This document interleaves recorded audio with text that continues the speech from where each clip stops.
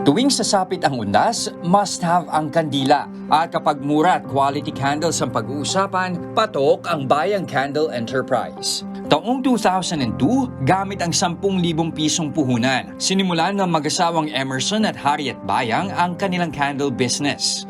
Nagsimula lamang sa maliliit at ordinaryong kandila. Ngayon, meron na rin silang decorative shaped scented candles, pati na rin vigil, memorial at processional candles at marami pang iba. Ang kanilang mga kandila pwedeng mabili ng wholesale at retail. Kapag lean season, mula 1,000 hanggang 5,000 na kandila ang kanilang nabebenta. At 10,000 hanggang 100,000 pieces naman kapag peak season. Ang pagsisindi ng kandila tuwing undas ay hindi lamang isang tradisyon. Ito ay simbolo ng pagmamahal at pag-alala sa ating mga yumaong mahal sa buhay. Okay, syempre may pasample tayo dito sa studio. At makakasama na naman, nakakasama namin ni Maui si Harriet ng Bayang Candle Enterprise. Good morning sa iyo, Harriet. Good morning po sa inyo at sa lahat po ng nanonood. Okay, so linawin lang natin kasi di ba kadalasan ngayon, Maui, nakikita natin online, pag-usaping negosyo ng kandila, puro decorative yung nakikita natin. Ay, Di ba mga scented, yung mga pampakalma. Pampakalma. Pero si Bayang Candles, Bukod po sa mga pampakalmang yun, marami rin po tayong iba't ibang klase ng kandila like ordinary candles para sa undas at pang everyday po na ginagamit sa simbahan, sa iba't iba pong okasyon, tumatanggap din po kami ng personalized at exclusive design. Okay.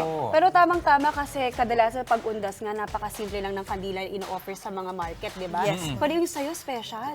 Opo, kasi siguro nasa ano na namin, na kailangan pag isidinala mo sa mahal mo sa buhay, kailangan maganda. At saka, ano ano ba yung presentable. mabenta kapag undas? Anong kadalasang binibili ng ating mga kapatid? So karamihan po ng pagkaundas, ang binibili ang mas mabenta sa amin, mga ganito po, yung mga Ito? Opo, ito po isa to sa bestseller. Anong tawag dito? Yung mga cross. Ang Oo nga. code name po niyan Santino. Santino. Pero memorial siya actually. Okay. Tapos po yung mga may takip para dun sa mahahangin na lugar. Alright. Kung halimbawa walang musileo, yung mga nasa open area, Opo. yung ano, saka ito, hindi mananakaw ng katabing puntod, ganun ba yun?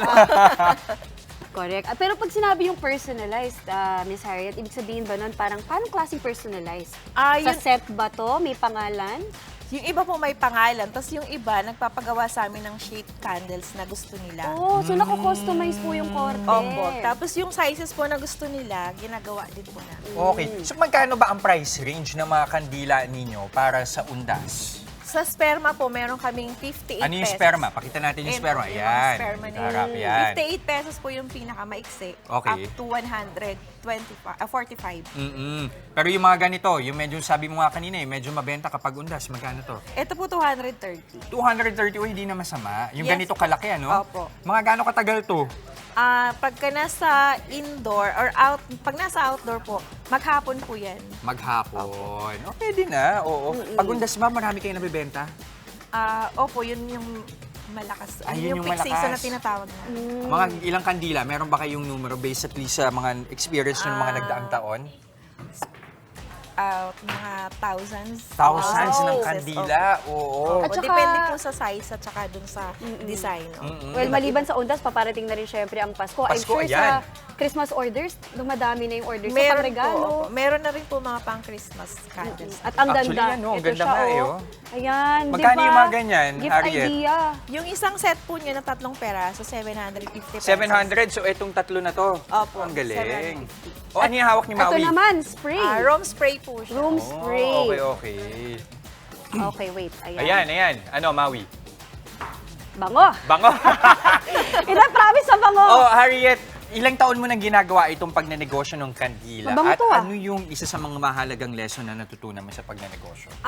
Nagsimula po kami 2002. Tagal na Kasama rin, ko po oo. yung asawa ko doon. 2002. Pero hinawakan ko po yung business na ako na lang 2012. Wow. Nung nawala siya. Oo. Tapos po, siguro yung lesson learned na natutunan ko dun sa pagbi-business. Kasi nga sa simula, hindi naman talaga ako masyadong marunong. At hindi ako gumagawa talaga ng kandila na yung nagtutunaw, nagbubos, ganyan. Nag-focus ako, niyakap ko yung sitwasyon, kung ano yung obligasyon na dapat kong gampanan bilang ako na yung namumuno dun sa company. So, inaral ko po paano ka magbuhos, paano ka magtimpla, paano yung kailangan mong laging mag-develop Yes. kasi kailangan yung innovation mabilis. At napaka hands-on nyo pala. Opo, kailangan po Talagang kayo talaga hands-on. gumagawa. Opo. No? Tsaka maraming sense. Opo, madami din pong sense. Ibang sense. Pero kayo, hindi mas focus ang negosyo, hindi sa online no? Hindi po. Paano ba yon? Sa retailers kayo? May mga bumibili sa B2B po inyo? kung tawagin. B2B, Pero meron yes, po oo. kaming physical store. Yun yung mga walk-in customers, ini-entertain din po namin. So kahit isang peraso, 2 peraso, or 6 na peraso, tinatanggap po namin ang mga orders nila, wala kami tinatanggihan. As Ayun. long as na yung time pong binigay nila sa amin, kaya pa. Sapat sa lead Opo. time. Yun ang maganda kausap. Walang pinipiling customer. Lahat po welcome. Oo. Wait lang, balikan lang natin yung ibang mga kandila pang undas. Ideal din ba yung mga ganito? Yung mga nasa baso talaga? Opo, kasi kung kunyari nasa ano po kayo, Columbari, yung mga Oo. maliliit lang yung space. Ah, yes, So hindi oo. mo kailangan ng masyadong malaking kandila doon.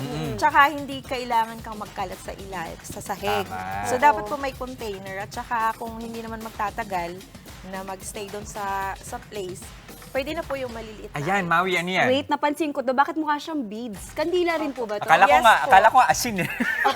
Ano nga ba yan? Yan Ayan, po oo yung nga. yan po yung bago namin nalabas ngayon, sand candles po yan. So hindi siya tinutunaw. Ah. Ang gagawin mo lang diyan, Itap- yung ano mo lang po, ilalagay mo yung mitsa doon sa gitna.